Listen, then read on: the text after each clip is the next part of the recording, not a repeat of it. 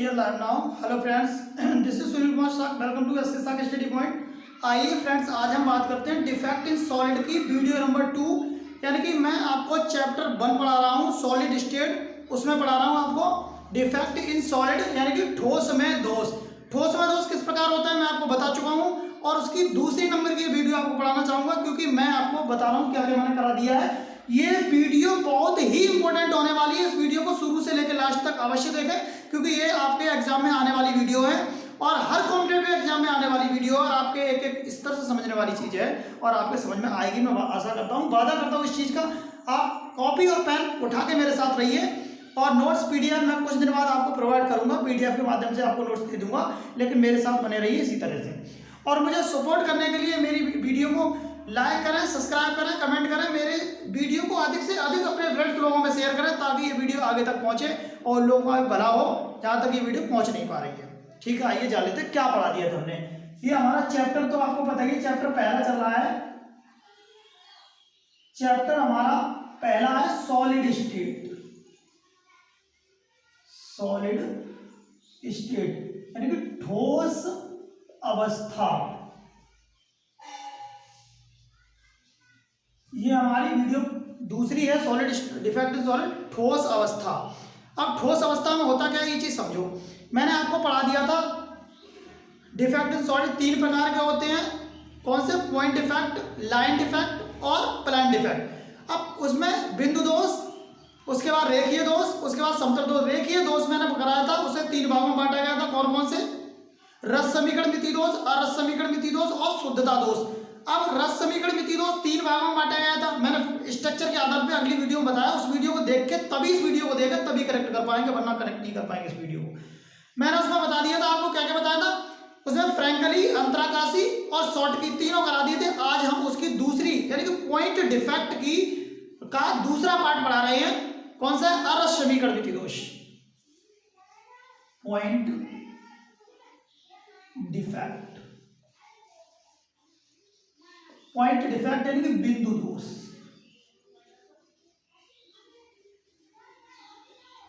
बिंदु दोष, बिंदु दोष की दूसरे नंबर की ये हेडिंग है। पहली तो हम पहली वीडियो में करा ही चुके हैं। कौन सी? रस समीकरण मिति दोष। ये अरस समीकरण मिति दोष।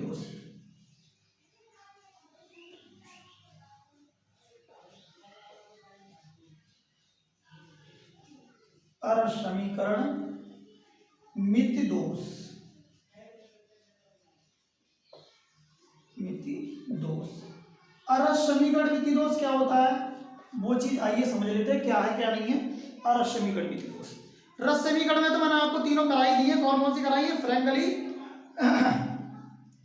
आपको कराई है, फ्रैंकली, अंतराकाशी और शॉर्ट की, वो तीनों करा दी है कैसे कैसे होती है। आइए जान लेते हैं इसके बारे में।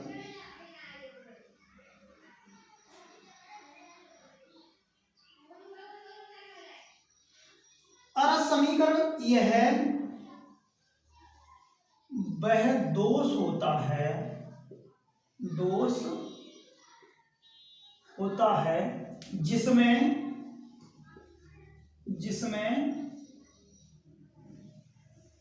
आयन का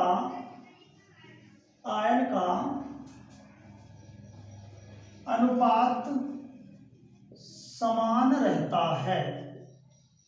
इसमें आयन का अनुपात समान रहता है। आपका सर कौन कौन से आयन का अनुपात समान रहेगा? तो आयन की हम बात करेंगे, जैसे ऋणायन है और धनायन है, तो इसमें आयन का जो अनुपात होगा, रेशियो होगा, बिल्कुल समान रहेगा। जैसे इसीलिए इसे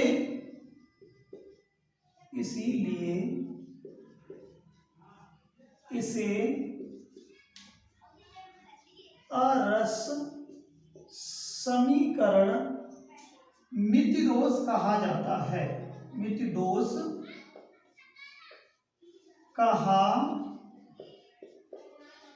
कहा जाता है, इसीलिए इसे अरस समीकरण मिति दोष कहा जाता है। अब एक बात समझो, इसमें क्या होता है? इसमें इलेक्ट्रॉन क्या होता है? आयन पॉजिटिव और नेगेटिव होता है, जैसे धनायन और ऋणायन। अब इसे मुख्य रूप से मुख्यतः 2 भागों में बांटा गया है। इसे मुख्यतः दो भागों में बांटा गया है। वो कौन कौन से टाइप है आइए देख लेते हैं। नंबर एक है धनात्मक रिक्ति दोष और दूसरा नंबर का है ऋणात्मक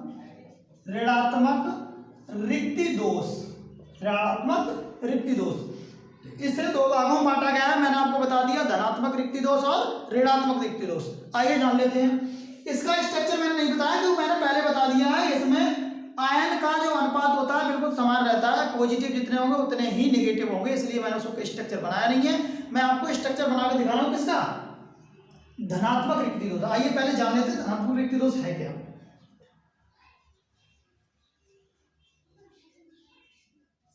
इसे दूसरे नंबर की हेडिंग डालिए तो फ्रेंड्स इसे ए और बी डालो ताकि दिक्कत ना हो। ए और बी, और हम यहाँ हेडिंग ए नंबर की डाल रहे हैं ताकि दिक्कत ना हो समझने में ए कौन सी है और बी कौन सी है। ए कौन सी है, धनात्मक रिक्ति दोष।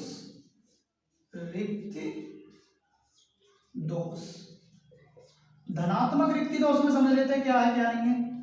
इस दोष में या इस प्रकार के दोष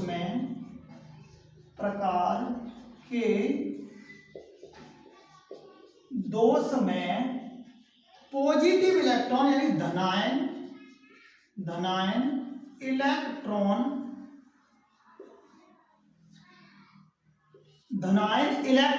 अपना स्थान छोड़कर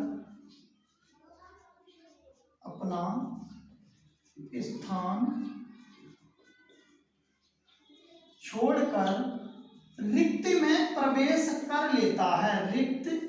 में प्रवेश कर लेता है। थ्योरी में इतनी कम भी नहीं लिखा रहा हूं जिससे आपका काम नहीं चले और इतनी ज्यादा भी नहीं लिखा रहा हूं जिससे आपको प्रॉब्लम हो याद करने में। मैंने लिखा है धनात्मक रिक्ति दोष क्या है, इस प्रकार के दोष में धनात्मक इलेक्ट्रॉन अपना स्थान छोड़कर जो रिक्ति होती है उसके अंदर रिक्ति में प्रवेश कर लेता है, इसीलिए इसे क्या कहा जाता है, धनात्मक रिक्ति दोष कहा जाता है। क्या कहा जाता है, धनात्मक रिक्ति दोष। आइए समझ लेते हैं स्ट्रक्चर के माध्यम से।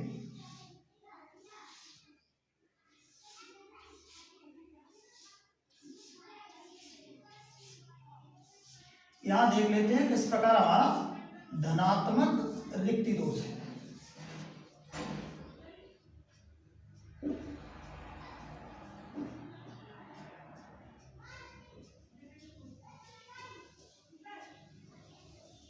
इस प्रकार हमारा स्ट्रक्चर बनेगा। अब उन्होंने एक बात कही है, उन्होंने ये कहा इस प्रकार की रिक्त दोष में पॉजिटिव जो इलेक्ट्रॉन होता है अपना स्थान छोड़कर ये जो रिक्त स्थान है इसमें प्रवेश करे। जैसे यहाँ A प्लस होगा, ऐसे B माइनस होगा, A प्लस होगा और B माइनस होगा। कहने को मतलब पूरी लाइन A प्लस की तो A प्लस की कर दो, और ये पूरी लाइन B माइनस और B माइनस। यहाँ A प्लस, यहाँ रहेगा B माइनस।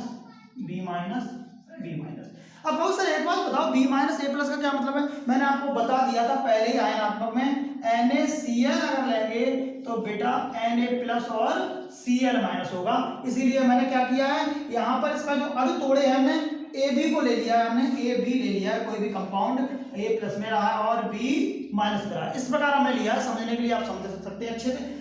अब ये कह रहे हैं A, इसमें कह रहे हैं धनात्मक इलेक्ट्रॉन अपना स्थान छोड़कर रिक्ति में प्रवेश कर लेता है। तो ये धनात्मक इलेक्ट्रॉन है अपना स्थान छोड़कर और इस रिक्ति में क्या कर लेगा, प्रवेश कर लेगा। लेकिन किया प्रवेश रिक्ति में ही है, इसका अनुपात बिल्कुल नहीं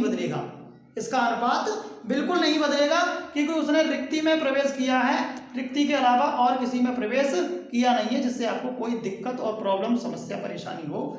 आप चाहो तो इसका स्क्रीनशॉट ले सकते हो। मैं हट जा रहा हूं, मैं नेक्स्ट पे आपको पढ़ाना चाहूं ऋणात्मक रिक्ति दोष। जल्दी से इसका स्क्रीनशॉट ले लो, फिर मैं इसे फिनिश करूं। ठीक लो, ओके। समझ में वीडियो तभी आपके आएगी, नेक्स्ट वीडियो से आप इसे टच करेंगे, कहने का मतलब कनेक्ट करेंगे, तभी आपको अच्छे समझ में आएगी। मैं आशा करता हूं बिल्कुल आपके एक एक चीज, एक एक तथ्य समझ में आ जाएगा। आइए जान लेते हैं। मैं इसे डस्ट कर रहा हूं,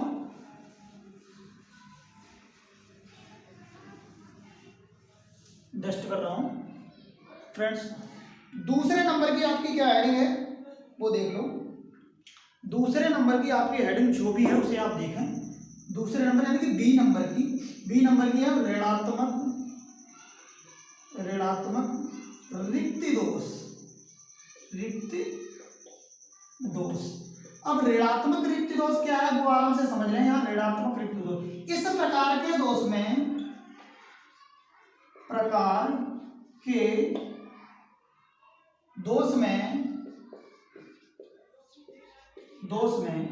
ऋणात्मक इलेक्ट्रॉन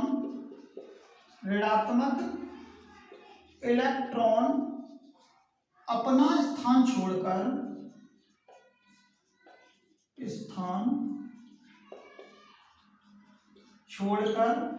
रिक्ति में प्रवेश कर लेता है। इस प्रकार के दोष में बस कुछ न्यू नहीं है कि इस प्रकार के दोष में ऋणात्मक जो इलेक्ट्रॉन है अपना स्थान छोड़कर रिक्ति में प्रवेश कर लेता है। उसमें धनात्मक में धनात्मक कर रहा था धन वाला और ऋणात्मक में ऋण वाला। आइए जान लेते हैं। स्ट्रक्चर बिल्कुल सेम रहेगा और एक जैसा ही बनेगा, उसमें कुछ अलग है नहीं बनाने के लिए। तो मैं जानता हूं आप लोग इसे अच्छे से समझ ही जाएंगे बिना संदेह के।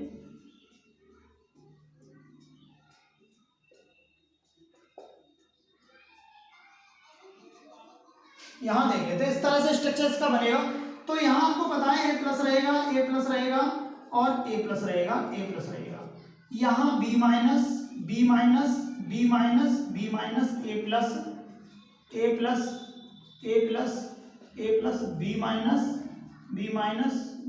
और B माइनस, इस प्रकार ये स्ट्रक्चर बना रहेगा।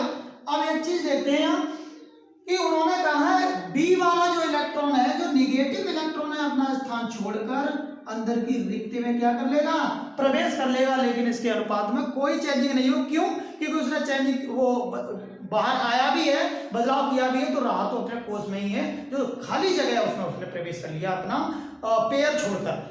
आप समझ सकते हो बिल्कुल। आप सोचने वाली बात है सर, एक बात बताओ कि यही अपना स्थान छोड़ेगा, नहीं तो निगेटिव कोई भी स्थान अपना छोड़ के स्थान पे आ जाएगा। मैं आशा करता हूं ये चीज आपको बिल्कुल क्लियरली समझ में आई होगी। अब मैं तीसरे नंबर का दोष आपका रह गया शुद्धता दोष, वो मैं आपको पढ़ाने जा रहा हूं। जल्दी से इसे फिनिश कर लिख लें, फिर मैं इसे फिनिश कर रहा हूं। चाहो तो स्क्रीनशॉट ले लो जल्दी से। ओके, अब मैं इसे डस्ट कर रहा हूं, पूरे को डस्ट कर रहा हूं ताकि आज हमारा पूरा दोष खत्म हो जाए। और चैप्टर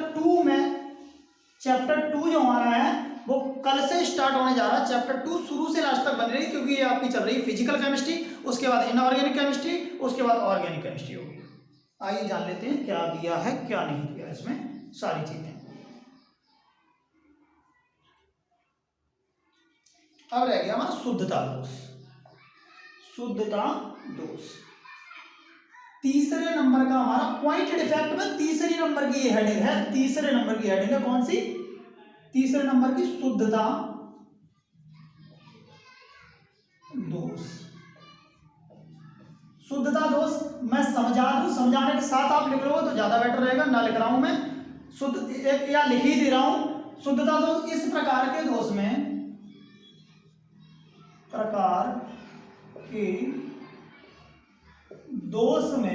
इस प्रकार के दोष में निगेटिव यानी कह सकते हो धनायन व ऋणायन इलेक्ट्रॉन का मान असमान होता है, रेशियो असमान होता है। यानी कह सकते हो रेशियो असमान होता है। समान नहीं होता, कैसा होता है? असमान होता है। अब इसे भी कौन से दो भागों में बांटा गया है? इसे मुख्यतः कौन से बांटा गया? दो भागों में। आइए जान लेते हैं, फिर मैं छोटा छोटा करके यहाँ पर डायग्राम बना के लिख के दिखा दूंगा, पूरा आ जाएगा इस पे। कौन से? सबसे पहले आयनात्मक रिक्ति दोष। और नंबर 3 वाला दो वाला रहेगा उदासीन रिक्त दोष। इसे भी चाहो अपना ए और बी करके लो। तो ए नंबर वाली मैं आपको हेडिंग बना के दिखा रहा हूं। ए नंबर वाली आपकी हेडिंग है, कौन सी है? आयनात्मक रिक्त दोष। रिक्त दोष। अब आयनात्मक रिक्त दोष क्या है, इसे समझ लेते हैं अच्छे से। कोई वीडियो थोड़ा लंबा हो रहा है, लंबा इसलिए हो रहा है क्योंकि मैं सारी थ्योरी लिखा रहा हूं, फिर नेक्स्ट जब रिवाइज कराऊंगा अच्छे से मच बेटर करा दूंगा आपको, ताकि दिक्कत ना होगी। ये इसका नोट्स जरूर बनाएं। इस प्रकार के दोष में या इस दोष में, इस दोष में आयनात्मक क्या है? इस प्रकार के दोष, इस दोष में धनात्मक इलेक्ट्रॉन अपना स्थान छोड़कर बाहर की ओर मूव कर जाता है। मूव यानी गति कर जाता है, और अपने स्थान पर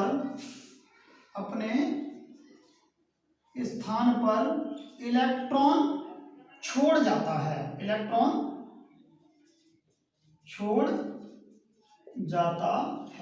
मतलब अपने स्थान पर क्या करेगा?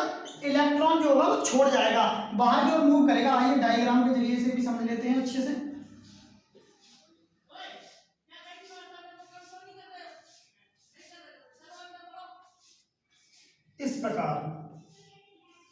इस प्रकार इसका स्ट्रक्चर बना हुआ है।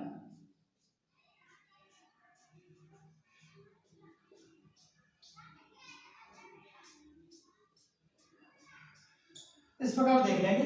मैं थोड़ा स्याही डालूं, इंक डालूं, ताकि दिक्कत होती है बार बार समझने में कि क्या बना हुआ है क्या नहीं बना हुआ है। अब देखते हैं।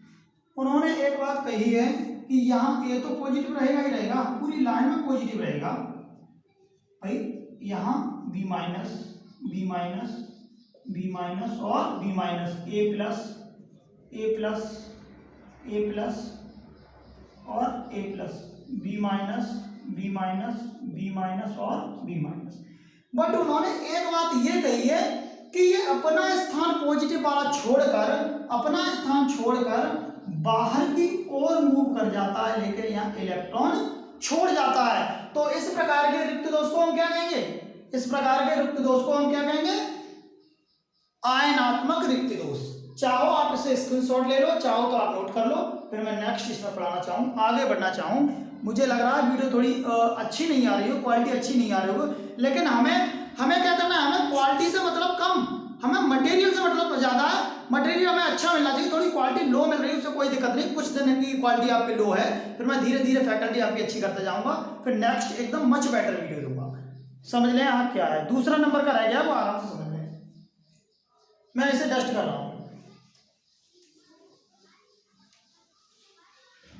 इस प्रकार के दोस्तों यहाँ डाल लेंगे, यहाँ आयनात्मक था, यहाँ उदासीन डाल लेंगे, उदासीन। ठीक। अब लिखेंगे इस प्रकार के दोष में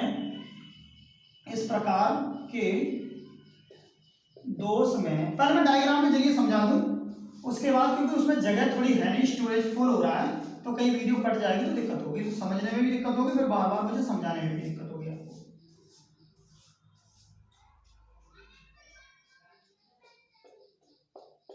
इस प्रकार आपका डायग्राम बना था। थ्योरी तो अब मैं बोल दूंगा, उसके बाद भी लिख लेंगे आप। इस प्रकार का डायग्राम लिखा हुआ है। अब देखेंगे इस डायग्राम में है क्या। इसमें दे रहे हैं तो इसमें प्लस रहेगा, बता दिया मैंने, इसमें भी प्लस रहेगा, हर एक प्लस वाले में प्लस ही रहेगा।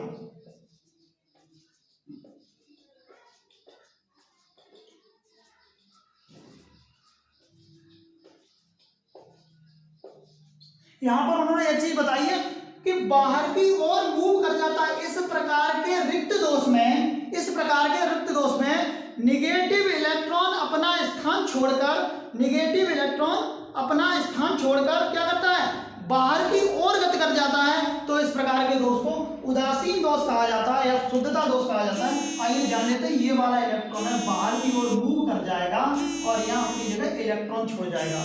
मैं आशा करता हूँ ये चीज आपके एक एक चीज क्लियर समझ में आई होगी, इसमें कोई भी दिक्कत कोई भी संदेह वाली बात नहीं होगी। आप इसे नोट करें, आराम से नोट कर लें ताकि आपके पास ही बना रहे। मैं आशा करता हूँ आपके समझ में आया होगा। मुझे सपोर्ट करने के लिए मेरी वीडियो को लाइक करें, सब्सक्राइब करें, कमेंट करें और ज़्यादा से ज़्यादा अपने फ्रेंड्स लोगों में शेयर करें और मुझे भरपूर प्यार दें ताकि मैं आगे उन्नति कर सकूं और आपके सपोर्ट आपके बीच में आपके परिवार के साथ बना रहूं और मैं अच्छी से अच्छी चीज़ें आपके सामने लाता रहूं।